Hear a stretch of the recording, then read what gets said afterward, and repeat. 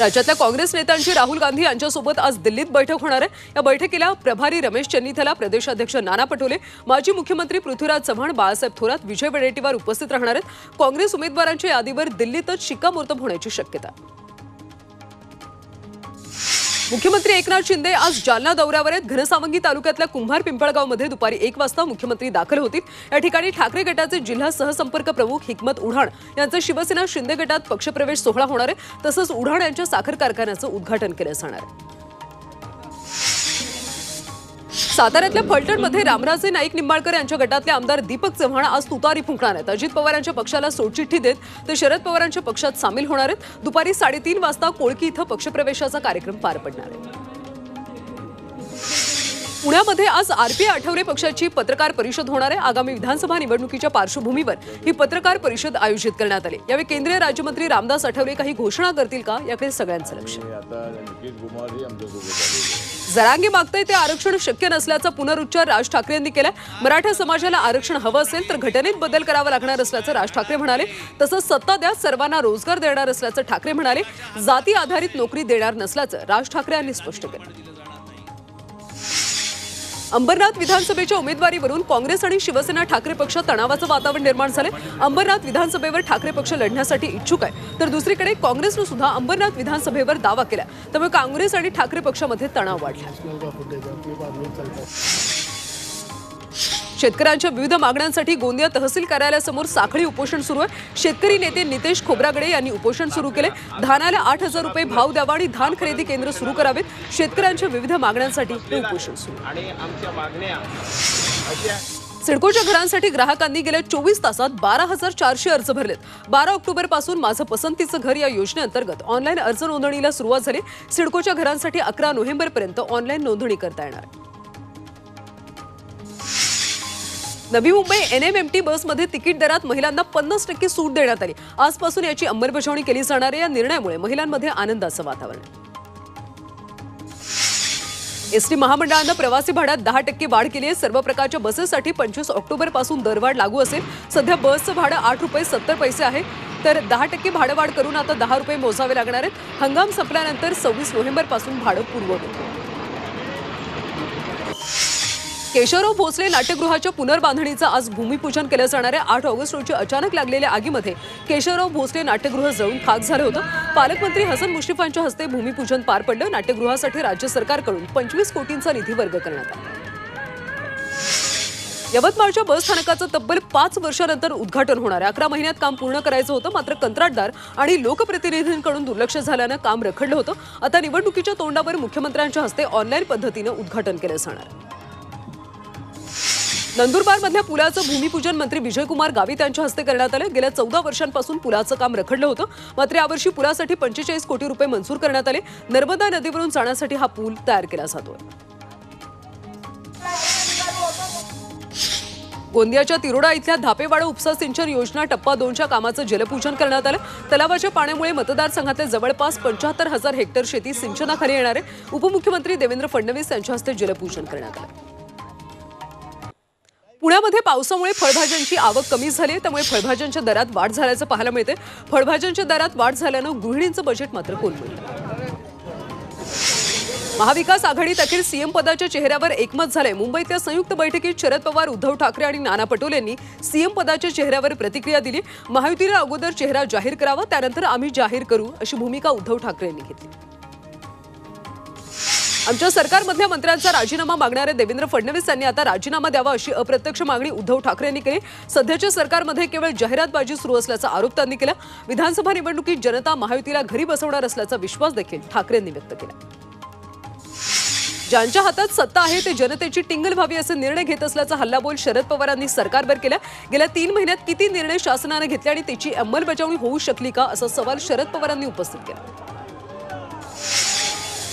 राज्यातल्या सत्ताधारी पक्षातले नेतेच असुरक्षित असून महिला आणि राज्यातल्या नागरिकांची सुरक्षा वाऱ्यावर असल्याची टीका काँग्रेस प्रदेशाध्यक्ष नाना पटोले यांनी केली। पोलीस महासंचालक रश्मी शुक्लांची नियुक्ती असंविधानिक असल्याचं पटोले यांनी म्हटलं। राज्यातल्या गद्दारांचं आरोपपत्र सादर करतोय. दुर्दैवानं बाबा सिद्दीकींची हत्या झाली. या निमित्तानं कायदा सुव्यवस्थेचा पंचनामा करावा लागेल अशा शब्दात ठाकरे पक्षाचे खासदार संजय राऊत यांनी राज्य सरकारवर टीका केली. महाविकास आघाडीच्या पत्रकार परिषदेत ते बोलत होते. राज्यातल्या अशा गंभीर घटनेनंतर सुद्धा शरद पवारांना खुर्ची दिसते. त्यांना केवळ सत्ता पाहिजे अशा शब्दात उपमुख्यमंत्री देवेंद्र फडणवीसांनी शरद पवारांना प्रत्युत्तर दिले. आमच्या नजरेसमोर केवळ महाराष्ट्र आहे, ते केवळ खुर्चीकडे पाहतायत असा चिमटा फडणवीसांनी पवारांना काढला. आगामी विधानसभा निवडणुकीत मनसे स्वबळावर लढणार असल्याचं राज ठाकरे यांनी जाहीर केले. येत्या निवडणुकीत ना युत्या ना आघाड्या, मनसेचा स्वबळाचा नारा अशी घोषणाच राज ठाकरे यांनी केली.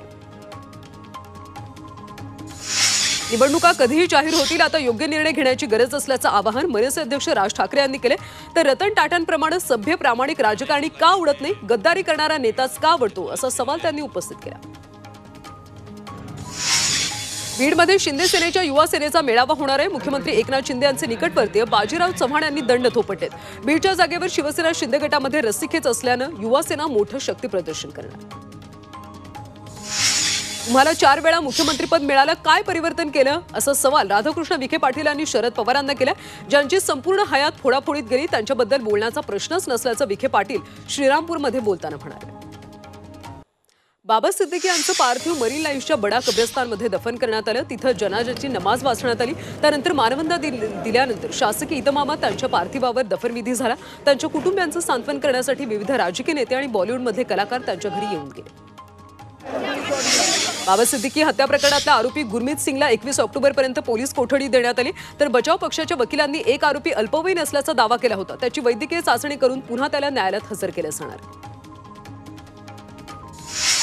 बाबा सिद्दीकी हत्या प्रकरणातल्या आरोपींना पकडण्यासाठी मुंबई क्राईम ब्रँचचं पथक उज्जैनला पोहोचले.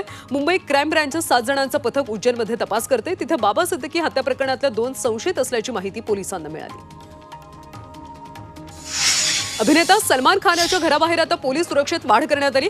बाबा सिद्दीकी यांच्या हत्येनंतर सलमान खान याच्या गॅलेक्सी अपार्टमेंट बाहेरची पोलीस सुरक्षा वाढवण्यात आली. बाबा सिद्दीकी यांच्या हत्येशी लॉरेन्स बिश्नोईच्या टोळीशी संबंध असल्याचं समोर आल्यानंतर सुरक्षेत वाढ करण्यात आली.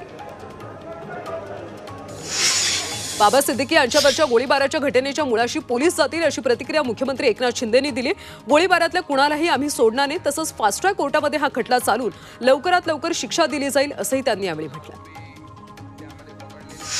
बाबा सिद्दीकींच्या हत्येची घटना धक्कादायक आहे. प्रकरणात 4 आरोपींना अटक केली. त्यांच्याकडून काही धागेदोरे हाती लागतील अशी माहिती उपमुख्यमंत्री देवेंद्र फडणवीस यांनी दिली. या माहितीच्या आधारावर आरोपींची प्राथमिक चौकशी सुरू आहे असं फडणवीस म्हणाले.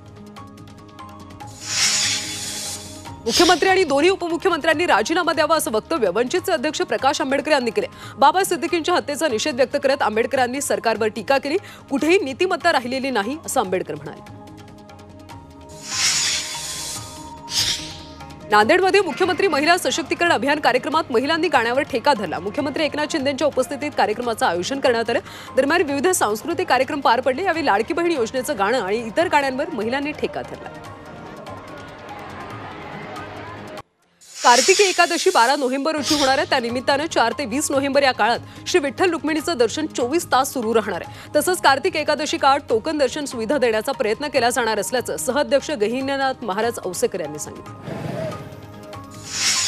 कल्याण डोंबिवलीत वादळी वाऱ्यासह जोरदार पावसानं हजेरी लावली. अचानक आलेल्या पावसामुळे नागरिकांची चांगलीच तारांबळ उडाली.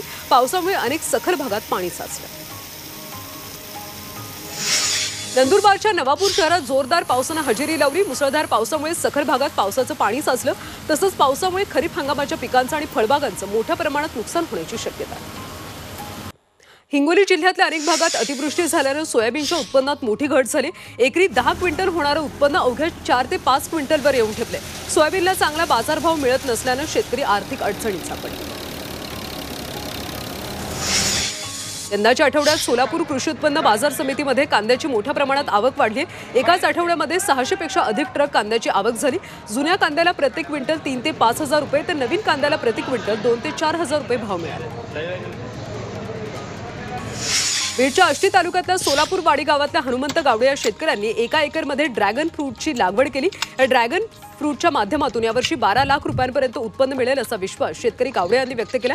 त्यामुळे ड्रॅगन फ्रूटच्या शेतीतून शेतकऱ्यांना मालामाल केल्याचं पाहायला मिळतं.